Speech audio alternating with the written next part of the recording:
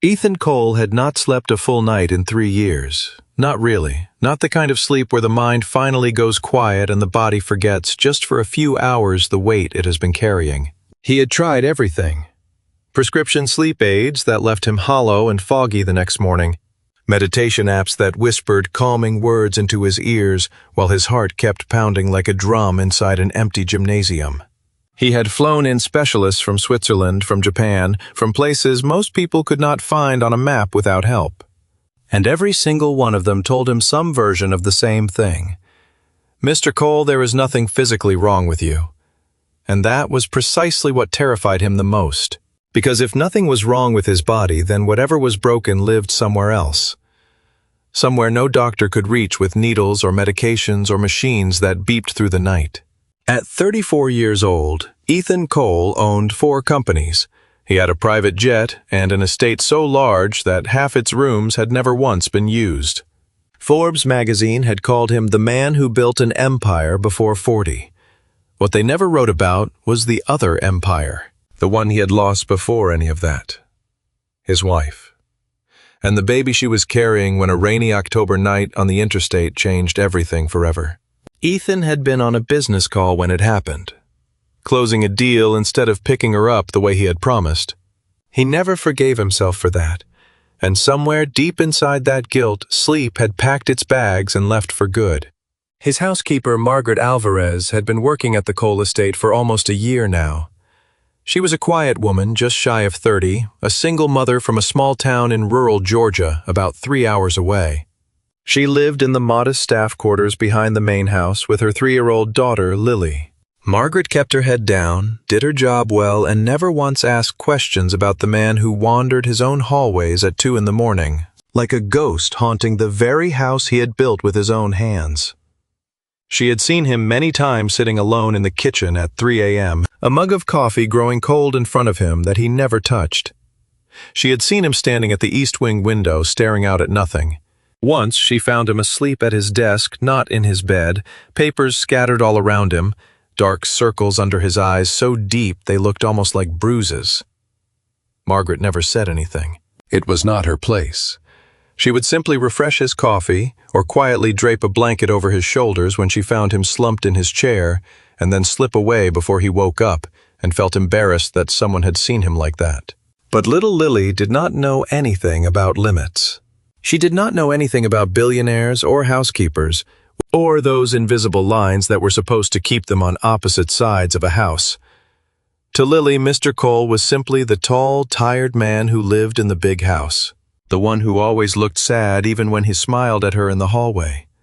The one who had once, without a single word, knelt down and tied her sneaker when it came undone, right when her mama's hands were full.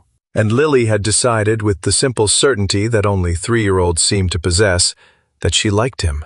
"Mama," she asked one afternoon, tugging at Margaret's sleeve as they passed the study, where the lamp was still on and Ethan's silhouette bent over papers he was not really reading.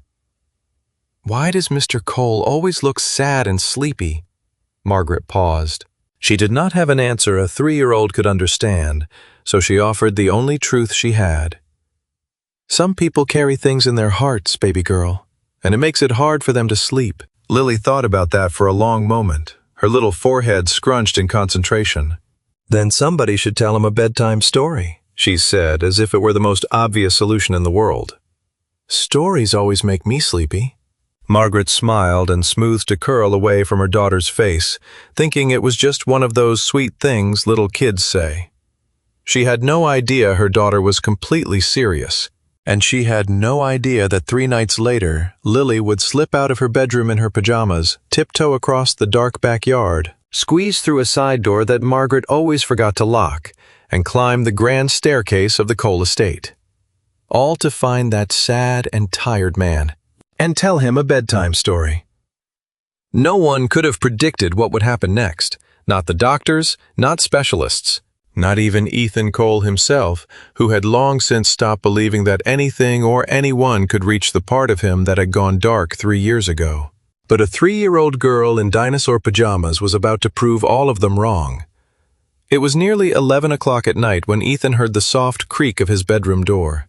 He was sitting up in bed, not even trying to sleep anymore, scrolling through emails on his phone just to have something to look at other than the ceiling.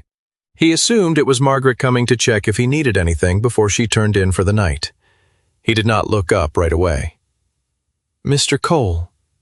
The voice was small, uncertain, and it was definitely not Margaret's. He turned, and there in the doorway stood Lily, barefoot, in her cartoon dinosaur pajamas, hugging a stuffed rabbit with one ear nearly chewed off. Her dark curls were frizzy from the pillow, and her big brown eyes looked at him with the fearless curiosity that only very small children seem to carry naturally. "Lily." Ethan sat up straighter, alarmed. "Does your mama know you're here?" Lily shook her head, completely unconcerned about the trouble she might be walking into. "Mama's asleep. I heard you never sleep." She said it the way she might say the sky is blue. A simple fact. "So I came to help." Ethan did not know whether to laugh or call Margaret immediately. Before he could decide, Lily had already crossed the room on her bare feet and, without asking permission, climbed up onto the enormous bed as if it were the most natural thing in the world. She settled herself cross-legged near the foot of the bed, hugging her rabbit against her chest. "Lily, sweetheart, it's very late. You should be in your own bed." "So should you," she replied matter-of-factly. "But you're not, so I'm going to tell you a story." She paused for a beat. "Mama says stories make sleepy dust fall out of your ears." Another pause. "That's not really true, but it kind of feels true." Something in that ridiculous sincerity cracked something open in Ethan's chest. He knew he should pick up the phone and call Margaret that very second. He knew it. But something about this small, fearless presence sitting at the foot of his bed, so completely certain she could fix what an army of doctors had failed to fix, made him stop. "All right," he said softly, setting his phone on the nightstand. "Let's hear story." Lily lit up like a kid on Christmas morning and settled herself like a tiny professional storyteller preparing for her grand moment. "Once upon a time," she began in that voice, full of the exaggerated importance children give to fairy tales, "there was a very, very brave dinosaur named Rex. Rex was huge, and everyone in the forest was scared of him. But Rex was actually really, really sad, because his best friend, a little bird, flew away one day and never came back." Ethan felt something tighten unexpectedly in his chest. He said nothing. "Rex couldn't sleep anymore," Lily continued, absent-mindedly stroking the top of her stuffed rabbit's head as she spoke. "Because when he closed his eyes, he only thought about his friend, and it made his heart hurt so much." Ethan felt his throat go strange and tight. For a moment he wondered if Margaret had told her daughter something. If this was somehow a message being delivered through a child too small to understand what she was really saying. But Lily's face showed nothing but the pure, simple concentration of a little girl enjoying her own story. No hidden meaning, no adult understanding of the pain behind his eyes. She was just telling a story about a dinosaur. Then Lily lowered her voice into what was clearly her idea of a dramatic whisper. "And then a little turtle came along. And the turtle said, 'Rex, you don't have to forget your friend to be happy again. You can keep her right here in your heart and still make new friends.' And Rex thought that was a really, really good idea.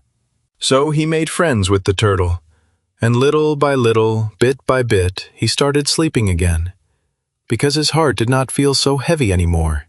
She stopped, looking enormously proud of herself, then tilted her head. The end. The sleepy dust is coming out now. Ethan sat frozen for a long moment. He could not remember the last time tears had been this close to the surface, arriving this fast, without any warning at all. He turned his face slightly to the side, blinking hard, trying to pull himself together in front of a 3-year-old who was watching him with wide, expectant eyes, waiting for his verdict.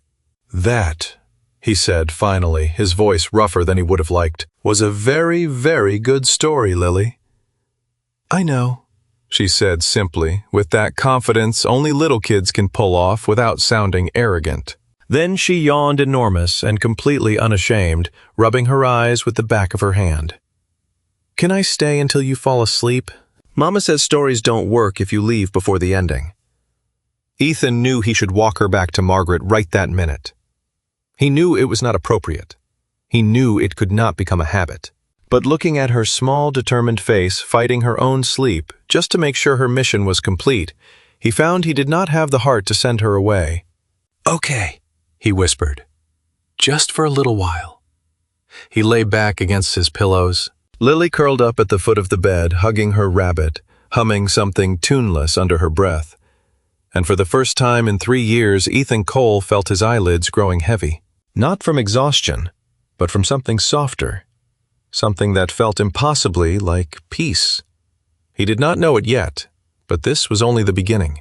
Margaret woke at midnight in a cold panic. She always checked on Lily before allowing herself to fully fall asleep, a habit built over years of solo parenting that never fully let her rest. When her hand found a still, warm, empty space where her daughter should have been sleeping, her heart flew straight into her throat. She was out of the room in seconds, bare feet slapping the cold floor, whispering Lily's name in an urgent hush as she checked the bathroom, the small kitchenette every corner of their quarters. When she found the side door unlocked, the one she always meant to fix and never did, ice ran through her veins. She ran across the dark backyard toward the main house, her mind cycling through every terrible possibility a mother's brain can generate in under a minute. She entered through the kitchen, moved quickly and silently down the hallways she knew better than anyone, and finally reached the master bedroom with her hand already outstretched toward the door. What she saw stopped her completely. Ethan Cole was asleep, truly, genuinely asleep. His face was relaxed and at peace in a way Margaret had never once seen in all the months she had worked for him. And curled up at the foot of the enormous bed, also deeply asleep, was Lily. One small hand resting on the blanket near Ethan's leg, her stuffed rabbit tucked firmly under her chin. Margaret stood in the doorway for a long moment, torn between overwhelming relief and rising panic. This was not okay. By any professional standard, this was a disaster. Her employer, an extraordinarily powerful and intensely private man, had a small child asleep in his bed. And if anyone found out if this were misunderstood or twisted by the wrong person, it could cost her not just her job, but everything she had built for her daughter in this place. She crossed the room silently, intending to lift Lily and disappear before he woke. But just as she bent down and carefully gathered her daughter in her arms, Ethan's eyes opened. For a moment, neither of them said anything. Margaret went completely still, Lily stirring faintly against her shoulder, bracing herself for anger, for a reprimand, for the end of everything she had worked so hard to build. Instead, Ethan simply looked at her with the clearest, calmest eyes she had ever seen on him, and said, his voice still thick with sleep, "I haven't slept like that in 3 years." Margaret did not know what to say. "Mr. Cole, I am so sorry. She must have snuck out.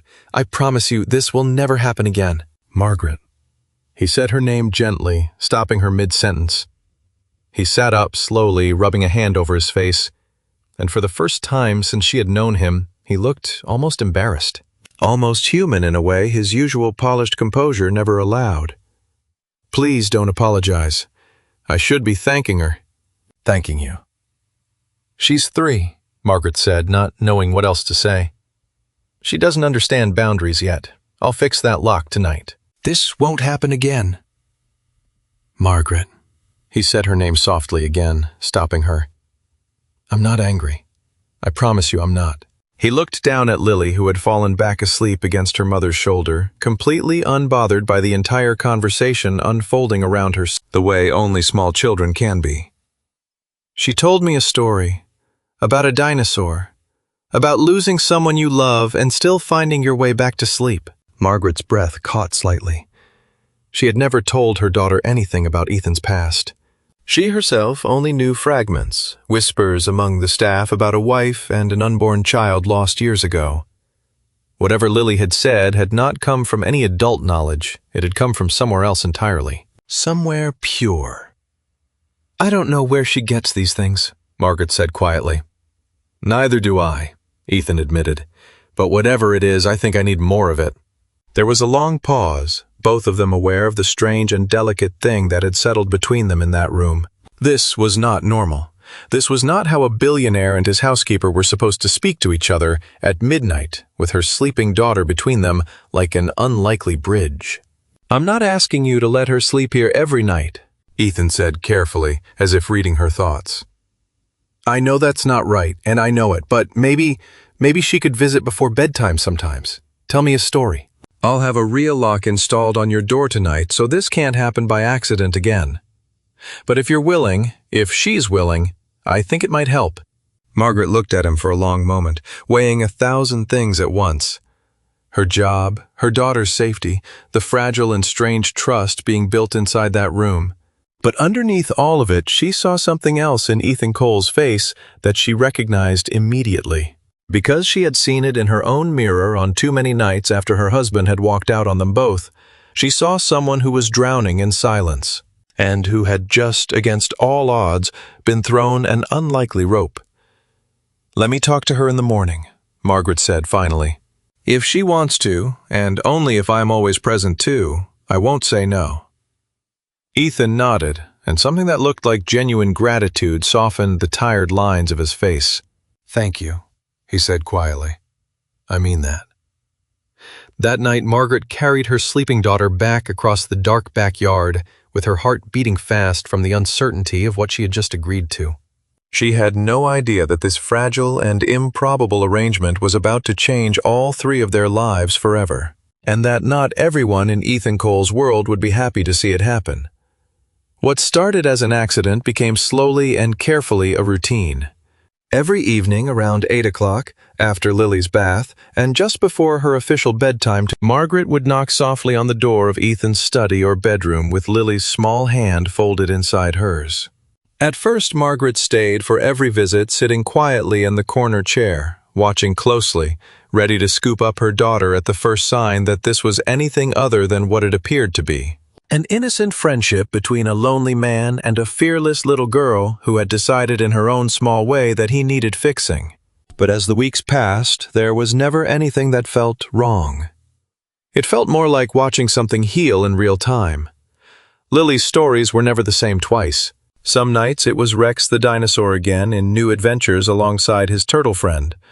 Other nights it was a princess who lived in a castle made of clouds, or a fish who was afraid of the deep ocean, until a wise old whale told her that even the darkest parts of the sea had stars if you just looked closely enough. They were simple stories, the kind any 3-year-old might spin, full of talking animals and impossible logic and morals that arrived with all the subtlety of a marching band.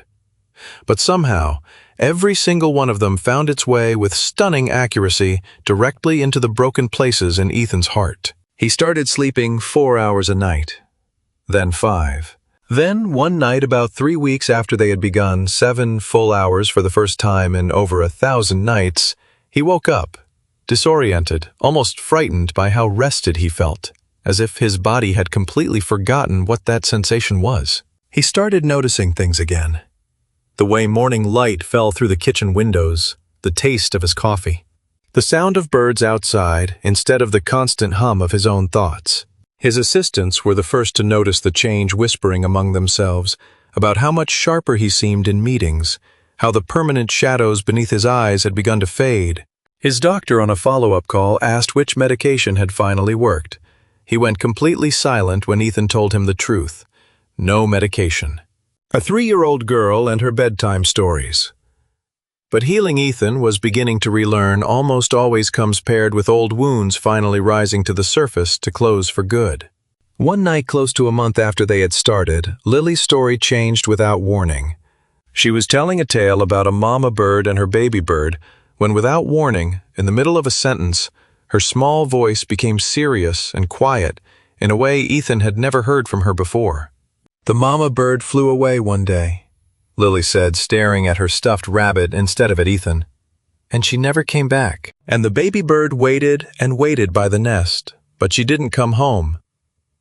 Margaret, sitting in her usual chair, went completely still. "Lily," she started gently, but Ethan lifted one hand slightly, asking her quietly to wait. "What happened to the baby bird?" he asked in a low voice, his heart suddenly beating for reasons he could not yet fully name. Lily lifted her eyes to him. Her big brown eyes were unusually solemn for such a small face. He was sad for a really, really long time, because he thought it was his fault she flew away. He thought if he had been a better baby bird, she would have stayed. The room went silent. Ethan felt something cold move slowly down his spine. A feeling that this tiny girl with no real way of knowing had just reached directly into the most protected, most broken part of him. The part that still believed, 3 years later, that if he had ended that business call 15 minutes earlier, his wife and his unborn daughter would still be alive. But that wasn't true. Lily continued, her voice becoming gentle. It wasn't his fault at all. Birds sometimes just fly away. Not because you weren't good enough, not because you did something wrong. She reached out her small hand and patted Ethan's arm, the same simple gesture of comfort she probably offered her own mama on hard days.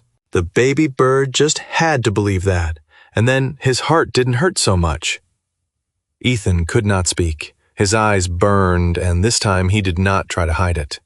He did not turn away from the tears that finally slid down his face in front of another person for the first time in 3 years. Margaret shifted forward in her chair, uncertain, divided between comforting her employer and shielding her daughter from a moment clearly far too large for a 3-year-old's understanding.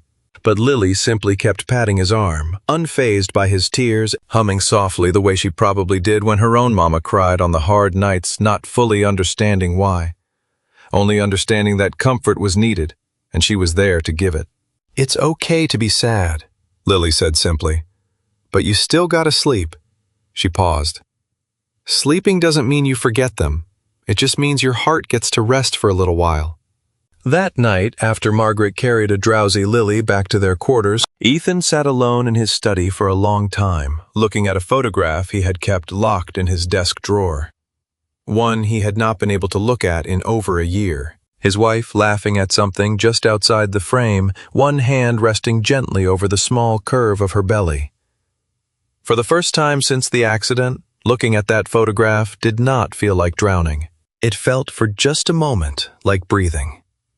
But not everyone in Ethan Cole's world wanted to see him heal. And very soon someone would try to destroy the fragile and unlikely family that had begun to form around him before it ever had the chance to fully take root. Not everyone was glad to see the change in Ethan Cole. His late wife's sister, Vanessa Whitfield, had spent years circling the family's fortune. Since his wife had passed away, leaving a will that named Ethan the sole beneficiary of a trust fund originally intended for the baby they had never gotten to bring home, Vanessa had been quietly working to position herself as the more responsible option. For 3 years, she had gently but relentlessly pressured Ethan to cede control of certain family assets just until he was feeling better, always with a sympathetic smile and a lawyer waiting silently in the background. For 3 years, Ethan's grief and insomnia had served Vanessa's plans very well. A broken man who could not sleep, who made erratic decisions, who appeared to be unraveling in front of everyone, was easy to paint as unfit. But a man who was healing a man who was suddenly sharp and rested and clear-eyed again in boardrooms was a serious problem for Vanessa's long and patient plan. So when her contacts inside the household staff, an employee she had been quietly paying for months to report on Ethan's habits, told her that the housekeeper's little daughter had been sneaking into Ethan's bedroom at night to tell him bedtime stories, Vanessa did not see a sweet and innocent friendship. She saw a weapon. She arrived at the estate unannounced on a Tuesday afternoon, dressed in a sharp blazer, a folder tucked under one arm, and a warm and practiced smile on her face that Ethan had learned over the years to never trust. "Ethan, darling, we need to talk." She sat in the chair across from his desk without waiting for an invitation. "I've been hearing some very concerning things." Ethan did not bother concealing his weariness. "Vanessa, what is it now?" "It's about your housekeeper," she said, dropping her voice to a tone of exaggerated gentleness. "And her little girl. I understand the child has been in your bedroom at night." Ethan's jaw tightened immediately. "She tells me a bedtime story. Her mother is present for every single visit. Nothing inappropriate has ever happened, and I resent the implication." "I'm not implying anything," Vanessa said softly, though her eyes said otherwise. But you have to understand how this looks, Ethan. A grown man, a little girl, alone in a room at night, regardless of what is actually happening. If this reached the press, if a judge heard about it in a competency hearing, Ethan's voice turned cold and precise. That's what this is really about. Vanessa's composed mask slipped for just a fraction of a second before she pulled it back into place. I'm simply looking out for the family's best interests. And yours. You've been struggling, Ethan. Everyone can see it. And now you're giving a household employee after-hours access to your private rooms, forming unusual attachments to a child who isn't even yours. That raises questions. Questions I would rather answer quietly between us before someone less understanding than me starts asking them publicly. The threat, barely dressed as concern, landed exactly where she intended it to. Ethan understood immediately what she was actually saying. Get rid of Margaret. Get rid of Lily. Or she would use that innocent friendship as ammunition to have him declared unfit and seize control of the trust that was rightfully his. Get out of my house, Vanessa, Ethan said quietly, his fists closed beneath the surface of his desk. Think carefully before you dismiss me, Vanessa said, rising calmly and straightening her jacket. I would hate for something so easily avoided to cost you everything you have built. She paused at the door, looking at him with something that almost resembled pity. Let the housekeeper go. Send the child away. Do it quietly, and this conversation never has to happen again. She left without waiting for his response, her heels clicking sharply down the marble hallway, leaving Ethan alone with a decision that felt impossible from every angle. That afternoon, when Margaret arrived with Lily for their usual visit, she felt immediately that something was wrong. Ethan was distant and guarded, and the warmth that had grown between them had been replaced by something tense and closed off that even Lily in her way sensed immediately. Is he sad and sleepy again? Lily asked, tilting her head and studying his face with unusual seriousness. I'm fine, sweetheart, Ethan said, forcing a small smile that did not reach his eyes. But Margaret, watching carefully, knew he was not. Mr. Cole, did something happen? He hesitated for a long moment, torn between protecting her from a threat that was not hers to carry and being honest about what was coming. Finally, he exhaled, running a hand through his hair. I think it might be best, he said carefully, if Lily's visits stopped. For a while. Margaret's face fell, though she tried to hide it, immediately assuming the worst. That she had overstepped. That this had been a mistake from the very beginning. That she was about to lose not just this strange and valuable arrangement, but possibly her job as well. Of course, she said quietly, already reaching for Lily's hand. I completely understand, Mr. Cole. This won't happen again. Margaret, wait. It's not that... He started, but Lily, sensing the sudden chill in the room, the tension snapping between the two adults she trusted most, began to cry softly. Confused and hurt by a change she could not understand. Did I do something bad? She asked between small sobs. And that sound broke something open in Ethan's chest with more force than anything Vanessa had said that afternoon. No, sweetheart, no, he said, quickly kneeling to her level, his polished composure cracking completely. You didn't do anything wrong. Not one single thing. I promise. But the damage from that moment was already done.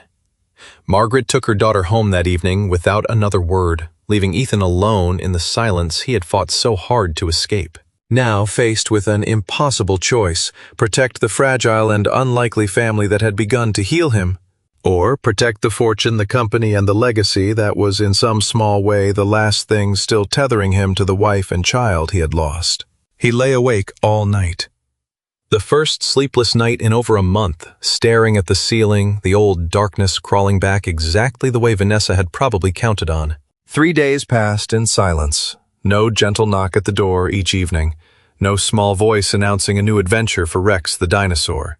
No warm weight settling at the foot of his bed while he finally let himself drift toward real sleep. Instead, Ethan lay awake every night, the old darkness pulling him back down exactly as Vanessa had likely known it would. He saw Margaret in the hallways during the day, professional and polite as always, her eyes carefully avoiding his, clearly bracing herself for the termination notice she assumed was coming. Sometimes he caught glimpses of Lily through the windows, playing alone in the backyard, her small shoulders carrying a weight that broke his heart every time he saw it. On the fourth night, unable to bear the silence any longer, Ethan did something he had not done in 3 years.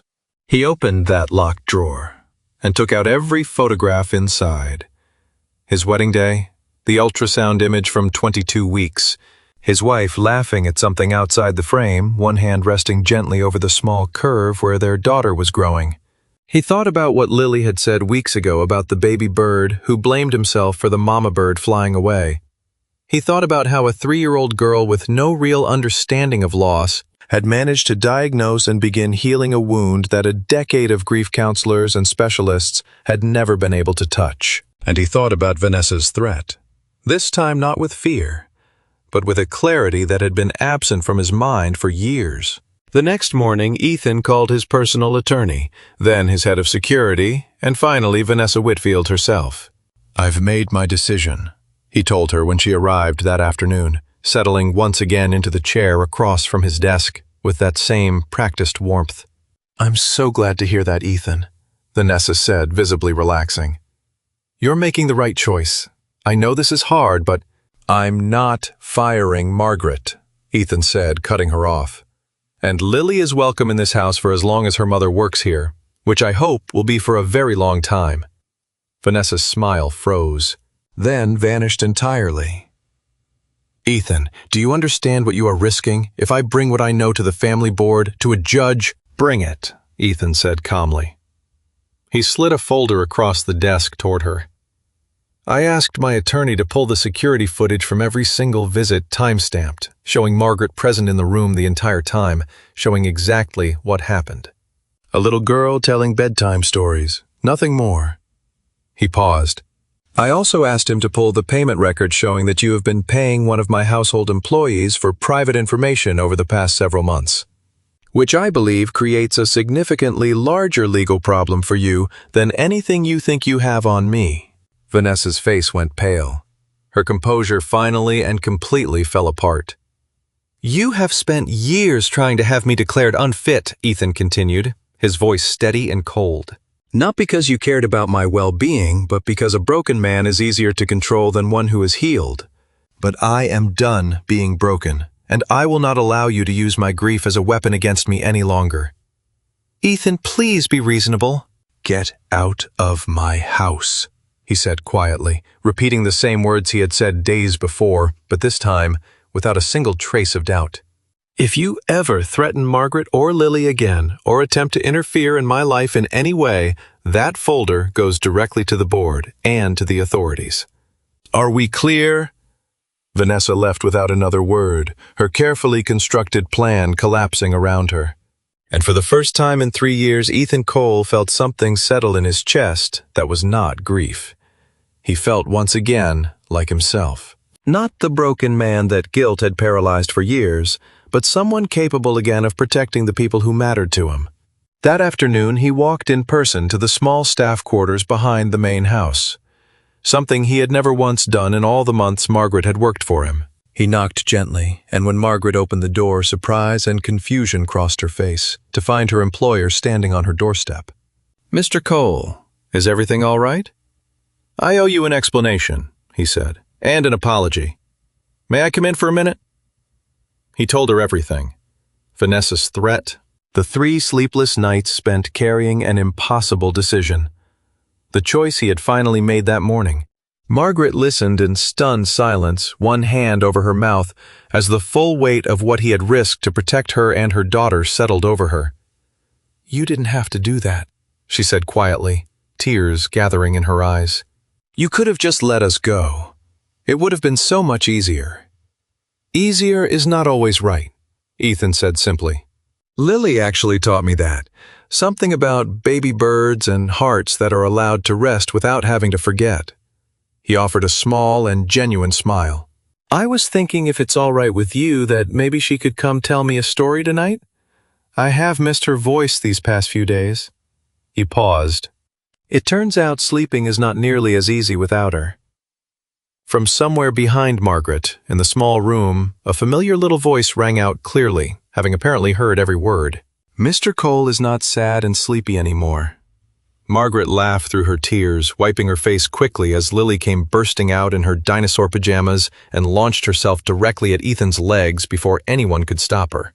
"I missed you too, buddy," Ethan said quietly, kneeling down to her level, his eyes suspiciously bright.